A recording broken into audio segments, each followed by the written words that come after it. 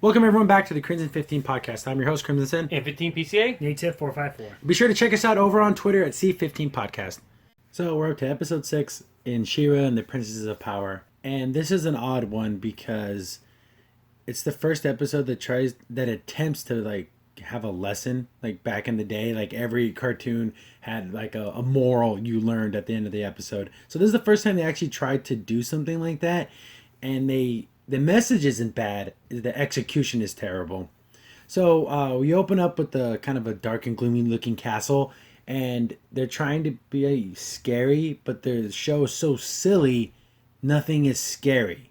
I don't know what the whole point of this is, but you see someone baking something, and this is just a side comment from me, but she pulls this baking sheet out of what looks like to be a oven with like no oven mitts on, like one of that burn her hands, but whatever. She's making a cupcake, and then like I said, it's trying to be scary, so like these people kind of come out of the background, but they're like the other chefs, the other workers. So it's like every time something's going to be scary for a second, it undercuts itself and just tries to be silly. We see like a robot butler, and like, oh, okay, this must be a place that has lots of robots, and they mention that I don't want to get lost in that labyrinth, so I'm supposing the castle's built in such a way that it's a confusing place, so to ward off invaders or people trying to break in, I don't know. But this little robot guy's going through, and he's bringing this little piggy cupcake to the chick with the purple hair from the trailers. Her name is Entrapta. So, and she entraps people, and they knew that, so they named her that when she was a baby. This is another thing that's not just She-Ra problem. This is a cartoon problem across the board. People's names are just like this weird thing. Like, so when she was a baby, that's what they named her, or is this some type of nickname she came up with herself? Because that makes more sense than naming your kid Entrapta. Oh man, I can't say it. But you see her, and she's wearing like this glowy mask. It's like a welder's mask, and again trying to show that she's scary, but then they undercut it with her just being silly. She likes this little piggy cupcake, and she's drinking soda. And this whole episode hinges on this character. If you like her, then you'll probably really like this episode. If you find her a bit irritating and a little bit too odd, then you're not gonna like it. And I fall in the category of she's a little bit too weird. I got a vibe of, anyone watched Tenchi Muyo Washu? She kind of has that kind of feel of that kind of mad scientist kind of, where she kind of cares more about the experiment and how it works than safety, or if it ends up killing somebody. But as long as I learned something for science, then it's a-okay. But she's working on some type, they keep calling it a disc, but it's obviously like a star, triangle shaped thing. Discs are normally round. But she's like working on this thing and puts it into to analyze it or something, and then it starts to grow. And this is where they cheat the animation. It doesn't grow normally, it just crossfades and it just gets bigger and bigger, so they don't actually like have to animate it. It is so freaking cheap. But I guess it starts to, infect everything. It kind of reminds me of the red crap from Destiny, where it was that it basically was taking over all the machines and like making them evil and stuff. Then like an alarm goes off because all the freaking robots start going crazy, and Entrapta is like, oh, this is an interesting development, and she's kind of like more interested in the fact that this thing's infecting robots than the fact that these things are probably going to kill her now. We cut to the Feel Good crew, and it's just the three of them. We're going to recruit this new princess. They skipped the war room scene that was in all the other episodes and just skipped them sending out just 3 kids to go recruit another kid.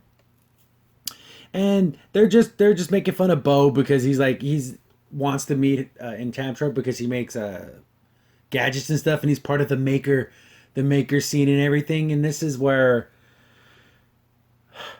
yes, STEM research is wonderful, and if you're into it, fine. But this is a thing where they keep trying to push it, and they even talk about code, and they don't show any actual code in this episode, but they keep talking about it. That's stupid. If you're not going to actually portray coding and computer stuff in a real way, don't even mention it. It's just like a dumb thing to do. But Bo's like super excited, and he's like naming off all his different arrows. And all his arrows look the same except for the sonic arrow, and he's like super proud of it. And Adora and Glimmer are making fun of him. And they might as well be like, "Oh, stupid nerd." But that's pretty much what they're doing. They're just laughing at him because he invented things. Ah, what an idiot. There's a big rock slide, and they're like, "Oh, we need to get through here." And Bo's like doing the sensible thing for once. He's like, "Oh, don't make too much noise because it could be a landslide, a rock slide. You got to be careful." Adora doesn't care. She becomes She-Ra, and she talks about herself in the third person in kind of a weird way. But she's like, "Oh, She was here. She could just break everything." Of course, she breaks the rocks, and it could have been dangerous, and she doesn't really care. They come upon the castle, and they see that the alarm's going off. She-Ra and Glimmer just rush on in, and Bo's like trying to warn them, be careful because I guess there's traps everywhere. Like, the whole thing's booby trapped.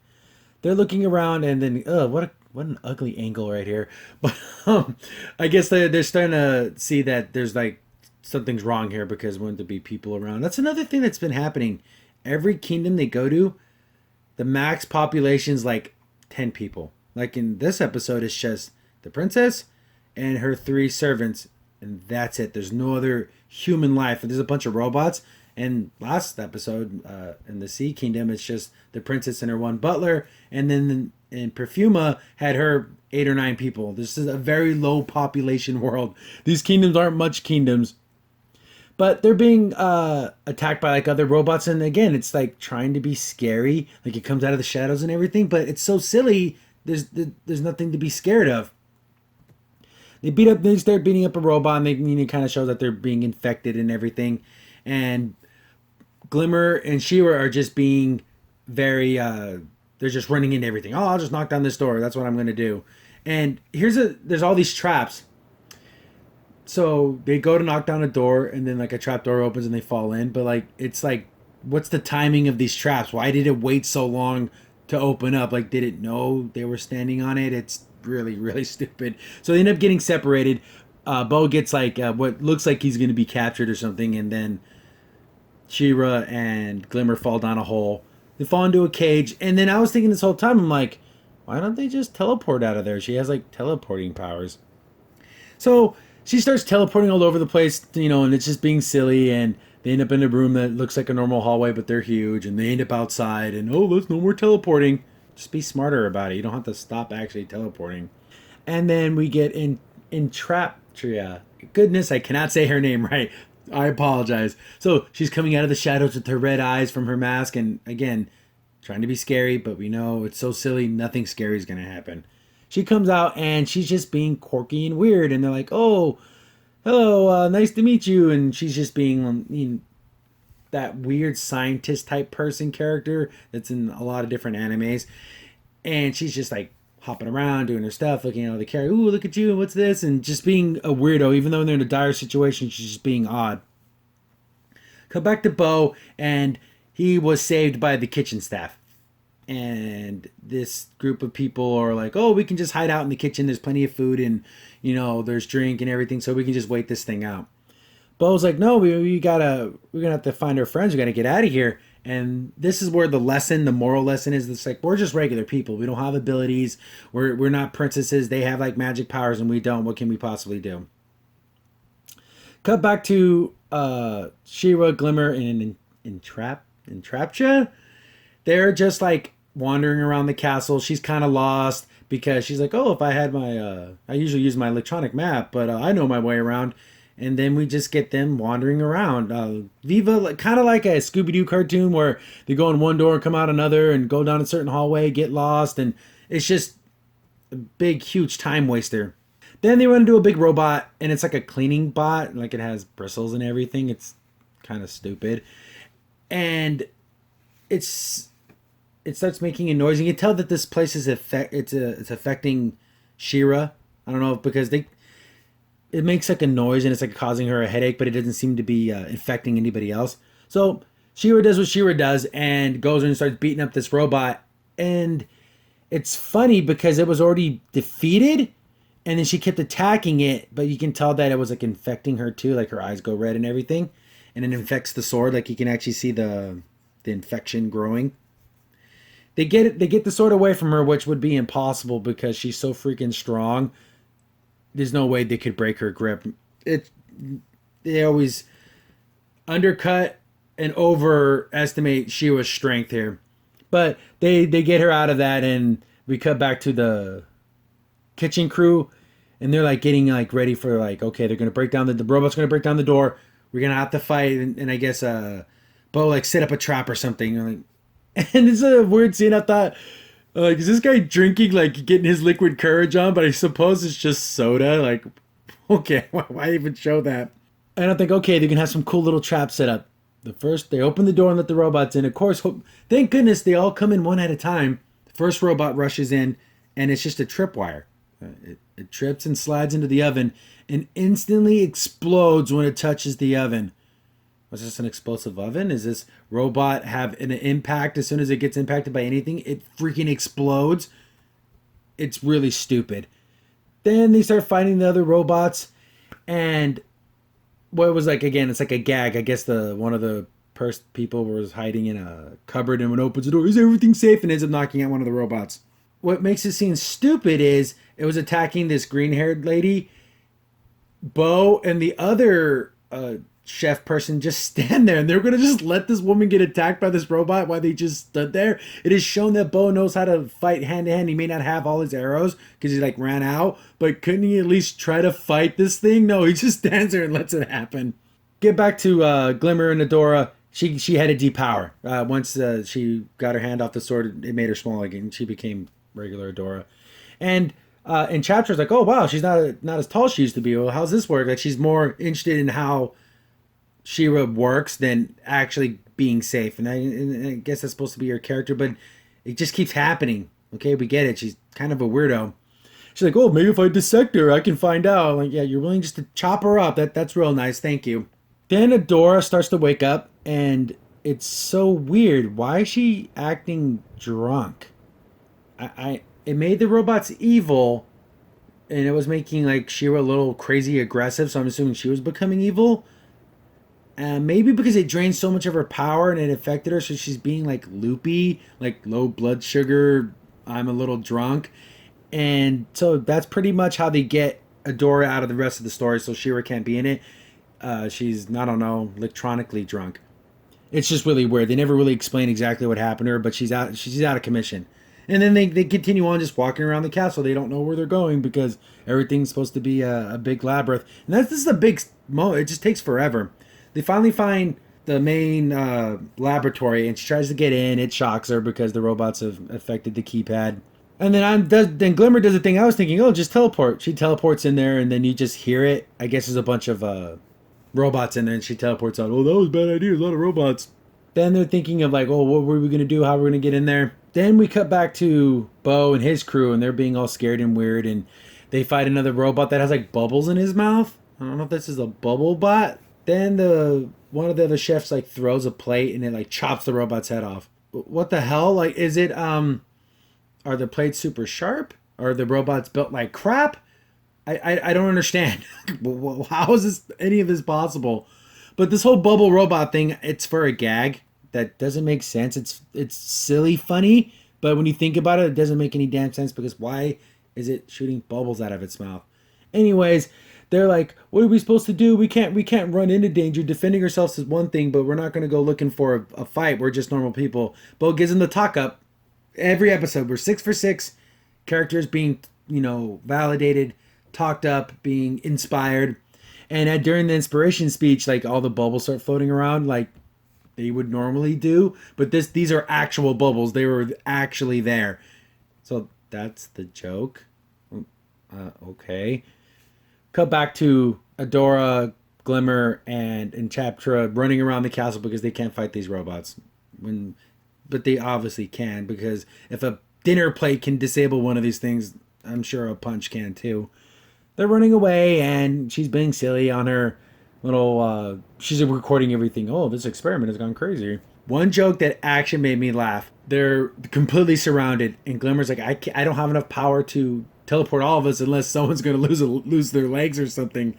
And I actually laughed. I give them +1. Think this joke was actually funny, even though it doesn't make sense because it's a dire situation. She's like, well, if you have to lose your legs, well, I'm willing to lose one leg if you lose the other. So it's like, well, I guess she's being equal opportunity about the situation. That actually made me laugh. Then we get like a smoke bomb of some kind, and then the kitchen crew come running out and they start kicking some major ass. They become like warriors. It's so stupid. Then the baker girl like attacks with frosting because that's enough to destroy a robot. Oh, the other guy like sprays it with soda. That's enough to destroy the robot. And the only one who's actually fighting is Bo. Like he's actually like kicking these robots and everything. The other blue-haired one is throwing dinner plates and stuff. It's so, again, the everything's undercut by silliness. And if these things are being defeated by kitchenware and frosting and soda, I mean, how bad could these things possibly be? But everyone finally meets up, and of course, Bo's like, here's the thing. Bo in the last episode was all sparkly eyed and in love with frickin' Seahawk. Every time he meets one of the princesses as a female, oh, he just respects them. He doesn't get this, he doesn't show any type of like affection towards them besides of their abilities. He loves them for who they are. And then when it was like a guy, he like physically liked them. It wouldn't be so bad to show that Bo is attracted to a female. Would that be such a horrible thing? But then we cut back to Adora being all drunk and weird again, and it's either made her drunk, made her simple, or like fried her brain or something, which, again, a little bit of explanation of what happened to her would be nice instead of just using it as a device to make sure She-Ra can't be there to solve the problem. So it's just them, and they find another way into the computer room, and it's like this little air duct thing, which I'm calling BS. There's no way that baker lady fit through that air duct. No way. So they're trying to figure out a way, okay, how do we get the disc out of the thing to stop? And of course, Adora's being drunk and stupid. Oh, here's the computer.